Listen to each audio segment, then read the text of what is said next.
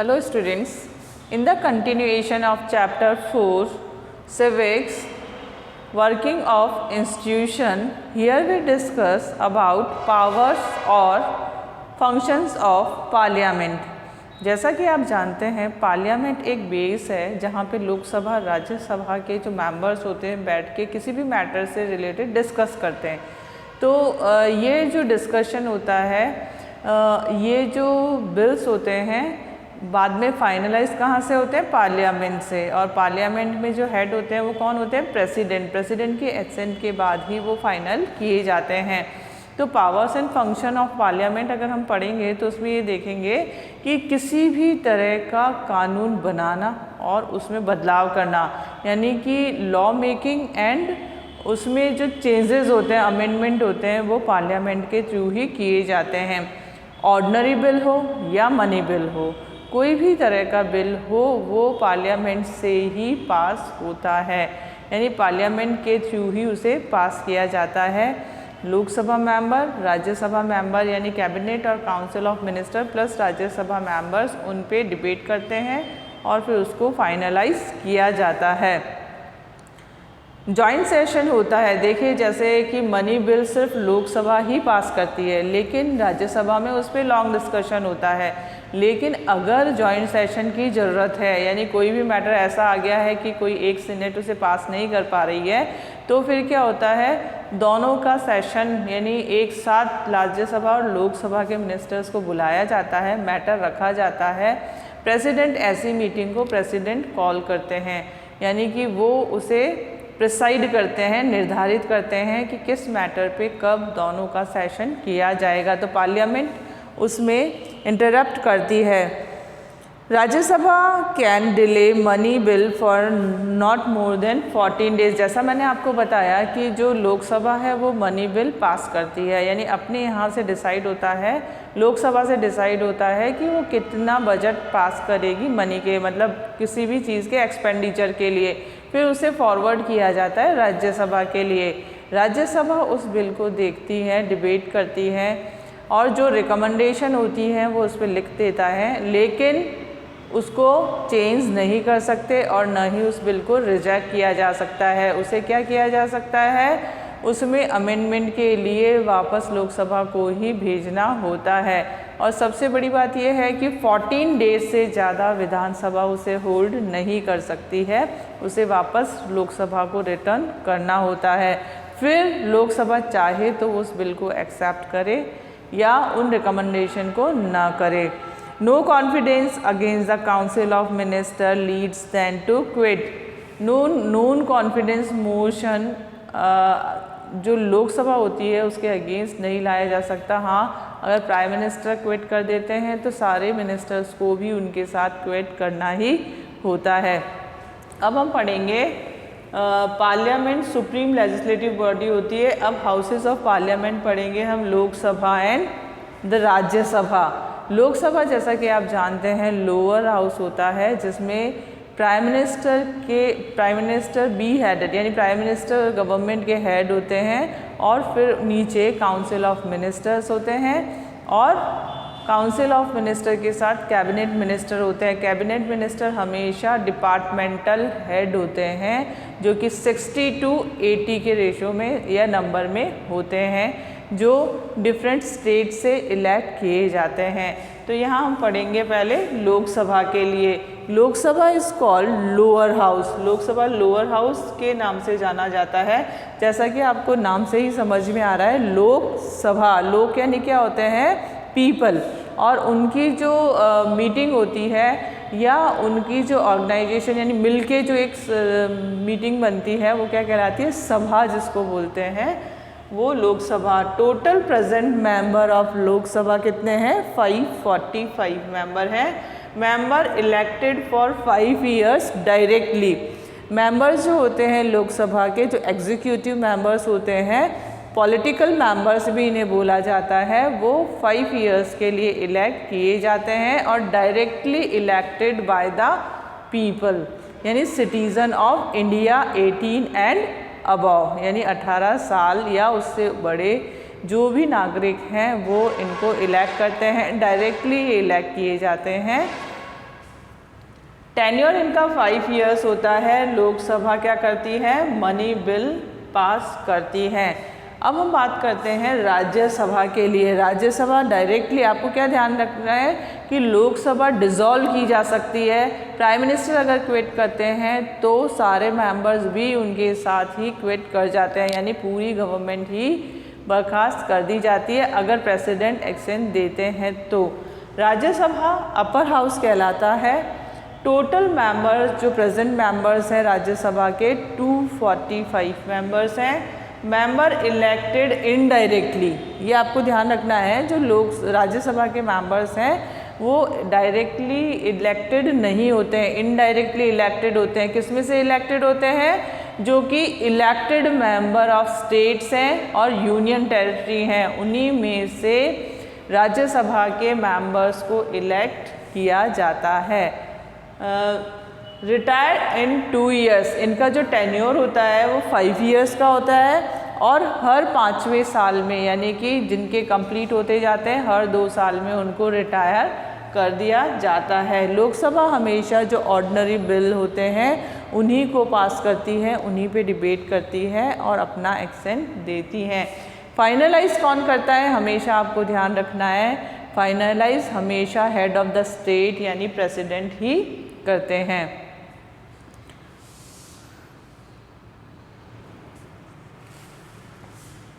Now here we discuss political executive. Political executive, देखिए executives जो होते हैं वो 2 टाइप्स के एग्जीक्यूटिव्स होते हैं। एक तो होते हैं पॉलिटिकल एग्जीक्यूटिव, एक होते हैं permanent executive. Political executive are elected by the people और जो परमानेंट एग्जीक्यूटिव्स होते हैं वो गवर्नमेंट एग्ज़ाम्स के थ्रू इलेक्ट होते हैं। अभी आपको ये ध्यान रखना है कि जो पॉलिटिकल एग्जीक्यूटिव होते हैं वो इन एवरी 5 ईयर चेंज कर दिए जाते हैं, जबकि परमानेंट एग्जीक्यूटिव चेंज नहीं किए जाते हैं। वो टिल देन रिटायरमेंट, जो रिटायरमेंट की एज होती है, अभी प्रेजेंट रिटायरमेंट एज 60 ईयर्स है, तो वो परमानेंट एग्जीक्यूटिव 60 ईयर्स पर ही रिटायर। अब वो करते क्या है, वो पॉलिटिकल एग्जीक्यूटिव्स को उनके मैटर में असिस्ट करते हैं। यानी जैसे पॉलिटिकल एग्जीक्यूटिव डिफरेंट स्टेट्स के होते हैं, तो उसी तरह से परमानेंट एग्जीक्यूटिव उनको जो रिलेटेड मैटर होता है या डिपार्टमेंट होता है जिसके लिए उनको नॉलेज होती है लेकिन पॉलिटिकल एग्जीक्यूटिव्स को नहीं, तो वो उनको उसमें सपोर्ट करते हैं, उन कामों को करने में मदद करते हैं। तो आपको ये ध्यान रखने होगा कि जो there are 2 types of executive, political executive and permanent executive. Political executive 5 years के लिए होते हैं, जबकि permanent executive till then retired age तक वो वर्क करते हैं।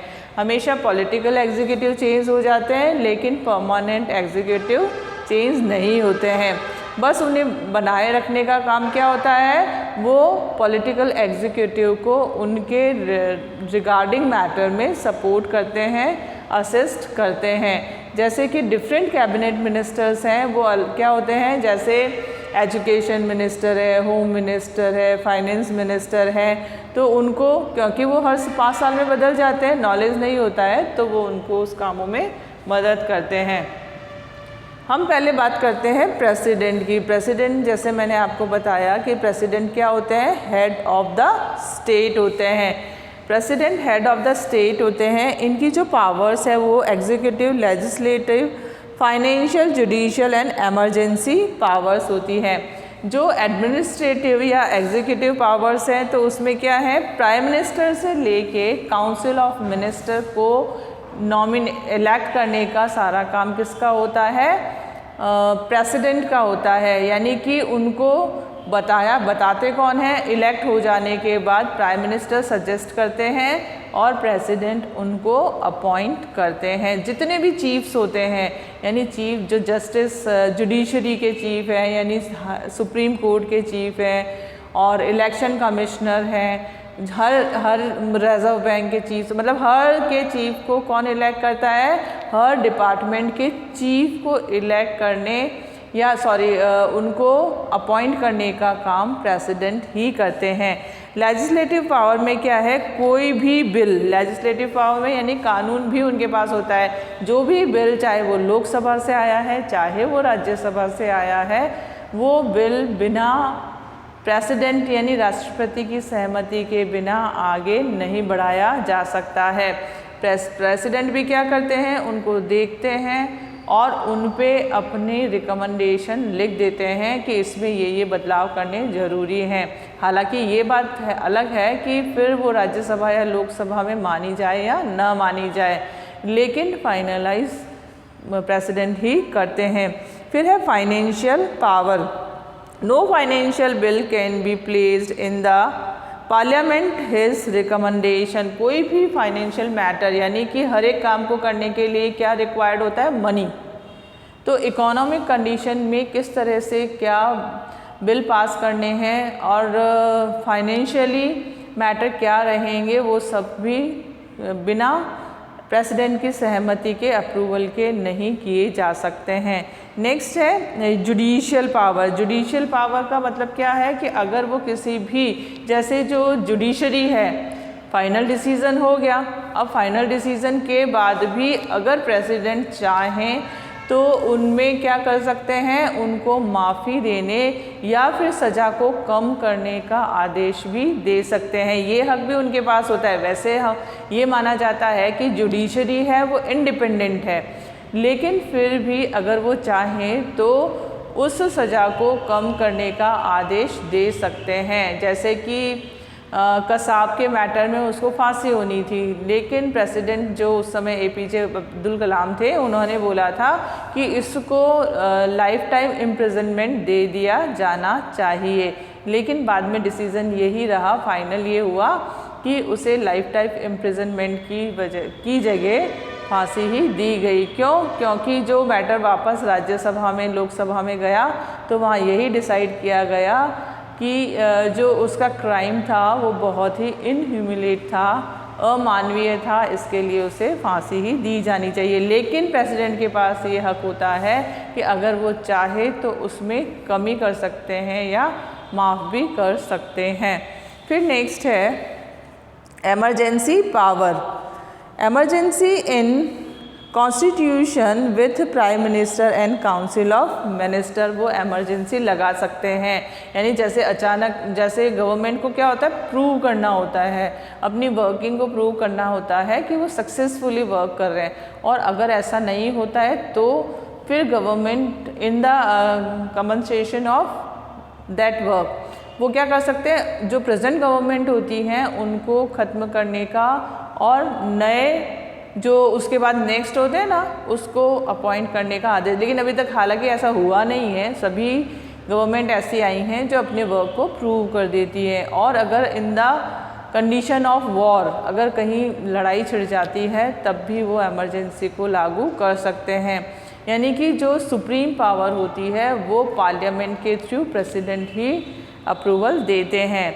अब हम देखते हैं powers and functions of prime minister. Prime minister क्या होते हैं? Prime minister head of the government होते हैं, उनके साथ पूरी मिनिस्ट्री होती है। और प्राइम मिनिस्टर कहाँ से इलेक्ट होते हैं? जो एग्जीक्यूटिव्स डायरेक्टली इलेक्टेड होते हैं उन्हीं में से प्राइम मिनिस्टर बनाए जाते हैं। लेकिन प्राइम मिनिस्टर बनाए जाने के लिए क्या रिक्वायर्ड है? उनका नॉमिनेशन, उनकी सिंसियरिटी, सीनियरिटी, उनका नॉलेज, ये सब ज़रूरी होता है। जो पार्टी जीतती है उसी में से प्राइम मिनिस्टर बनाया जाता है। तो प्राइम मिनिस्टर क्या होते हैं? हेड ऑफ द गवर्नमेंट होते हैं, काउंसिल ऑफ मिनिस्ट्री उनके साथ होती हैं, और जो उस सेंट्रल मिनिस्ट्री में क्या होता है 60 to 80 डिफरेंट डिपार्टमेंट्स होते हैं, और उन डिपार्टमेंट्स के मिनिस्टर होते हैं। जो हेड होते हैं उनको कैबिनेट मिनिस्टर बोला जाता है। अब उन कैबिनेट मिनिस्टर को अपॉइंट करने का काम कौन करते हैं? प्रेसिडेंट। लेकिन नॉमिनेशन कौन करते हैं? प्राइम मिनिस्टर करते हैं। प्राइम मिनिस्टर उनको एडवाइस करते हैं और प्रेसिडेंट उनको अपॉइंट करते हैं with the advice of prime minister. Leader of the ruling party, head of the government होते हैं, leader of the cabinet ministry, link between president and the cabinet minister, leader of the parliament, represents country in foreign affairs, chairman of the planning commission, NITI Aayog जिसको बोलते हैं, chairing cabinet meetings, distributing among minister portfolios, यानी क्या काम करना है, जो minister elected हो गए अब उनमें से काम किसको और क्या करना है वो भी वही तय करते हैं। Making important domestic and foreign policies, यानी कि फॉरेन पॉलिसी को निर्धारित करने, प्रिसाइड करने, प्रिस्क्राइब करने का, सुझाव देने का अधिकार भी प्राइम मिनिस्टर के पास ही होता है। यानी मिनिस्टर्स को भी वो अपने आदेश देते हैं और प्रेसिडेंट को वो अपनी राय देते हैं, यानी कि council of minister and president के बीच वो क्या करते हैं, लिंक होते हैं। यानी इस तरह से होल एडमिनिस्ट्रेशन को वो कंट्रोल भी करते हैं एंड रन भी करते हैं, ताकि जो सिटीजन्स हैं उनको पूरी सेफ्टी और उनकी डिग्निटी को बनाया रखा जा सके। Next, council of minister. Council of minister, cabinet minister, minister of state and minister of the state. Minister of state में एक इंडिपेंडेंट चार्ज वाले होते हैं और एक होते हैं जो कि उनको असिस्ट करते हैं। Cabinet minister are in charge of major ministry, जैसे मैंने अभी आपको बताया फाइनेंस के होते हैं, डिफेंस के होते हैं, होम मिनिस्टर्स होते हैं, एजुकेशन मिनिस्टर होते हैं, तो इसी तरह से फॉरेन अफेयर्स के होते हैं। उसी तरह से ये जो डिपार्टमेंटल हेड होते हैं वो कैबिनेट मिनिस्टर कहलाते हैं। और टोटल जो मैंने आपको काउंसिल ऑफ मिनिस्टर बताया 60 to 80, उसमें से 20 मिनिस्टर कैबिनेट मिनिस्टर होते हैं और वो डिपार्टमेंटल हेड होते हैं। जैसे कि अभी जो फाइनेंस मिनिस्टर हैं वो कौन है, निर्मला सीतारमण। और डिफेंस मिनिस्टर कौन है, उसी तरह से डिफेंस के इन सब के जो हेड होते हैं वो कैबिनेट मिनिस्टर कहलाते हैं। Ministry of state with independent incharge of smaller ministry, जो सेंट्रल मिनिस्ट्री होती है उससे छोटी मिनिस्ट्री जो होती हैं उनके इंचार्ज होते हैं। और जो मिनिस्टर ऑफ स्टेट होते हैं, मिनिस्टर ऑफ स्टेट जैसे हर एक स्टेट से मिनिस्टर्स होते हैं, वो अपने स्टेट से रिलेटेड मैटर के लिए कैबिनेट मिनिस्टर को असिस्ट करते हैं। यानी कि जैसे अपने यहाँ पे इतने स्टेट्स हैं, अभी क्या है, पहले 29 थी अब 28 ही हो गई हैं, तो उन स्टेट के मिनिस्टर कैबिनेट मिनिस्टर को अपनी अपनी स्टेट से रिलेटेड मैटर के लिए हेल्प करते हैं। परमानेंट एग्जीक्यूटिव, ये मैंने अभी आपको बताया, these are the executive appointment on permanent basis, also called civil servants, give advice to the political executive, help in policy formation and policy implementation. Implement करने में वो उनकी मदद करते हैं। किसकी मदद करते हैं, पॉलिटिकल एग्जीक्यूटिव की। तो ये आज हमने पढ़ा parliament, powers of parliament, houses of parliament जो कि लोकसभा राज्यसभा होते हैं, उनकी वर्किंग हमने पढ़ी, और प्रेसिडेंट एंड प्राइम मिनिस्टर के साथ साथ हमने काउंसिल ऑफ मिनिस्टर भी पढ़े। आपको समझ में आया होगा। Thank you.